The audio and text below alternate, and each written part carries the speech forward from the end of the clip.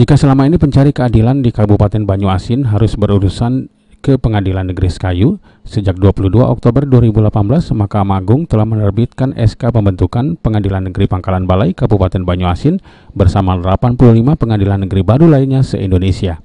Pada hari ini, bertempat di ruang sidang utama Pengadilan Tinggi Palembang di Jalan Sudirman, Ketua Pengadilan Tinggi Palembang, Ohan Burhanuddin, melantik Ketua Pengadilan Negeri Pangkalan Balai, Yudi Noviandri.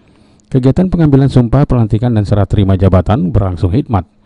Dan seadil-adilnya memegang teguh Undang-Undang Dasar Negara Republik Indonesia tahun 1945. Memegang Undang-Undang Dasar. Acara ini juga dihadiri Wakil Ketua dan Hakim Pengadilan Negeri Pangkalan Balai, panitera, serta sekretaris yang juga akan dilantik. Selain itu, pejabat Forkominba Kabupaten Banyuasin serta tamu undangan lainnya. Setelah dilakukan pengambilan sumpah dan pelantikan, dilanjutkan dengan pembacaan fakta integritas yang dilakukan oleh Ketua PN Pangkalan Balai, Yudi Noviandri.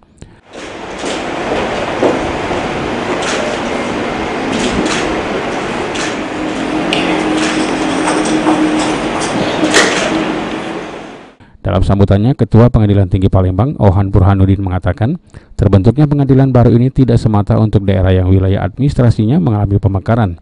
Namun yang lebih penting adalah dapat mendekatkan akses keadilan dan pencari keadilan yang domisilinya jauh dari lokasi pengadilan.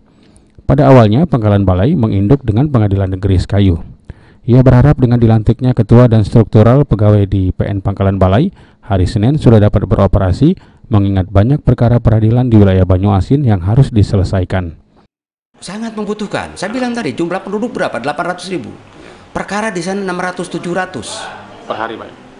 Satu tahun. Oh. Sidang satu hari bisa 25 kali sidang, Pak. Ya. Sekalipun kondisi infrastruktur masih keadaan serba terbatas. Saya mohon berkali-kali melalui pemerintah daerah, karena adanya pengadilan panjang Balai adalah respon dari Mahkamah Agung atas permintaan pemerintah daerah sebagai konsekuensi dari pemekaran wilayah, otonomi daerah. Saya memohon kemudian perhatian dan bantuan dari pemerintah daerah. Karena ini adalah konsekuensi dari usulan pemerintah daerah, konsekuensi dari pemekaran wilayah, keberadaan pengadilan, karena sekarang masih terbatas, mohon nanti mendapat bantuan dan perhatian dari pemerintah daerah. Julius Lumban Gaul, PAL TV.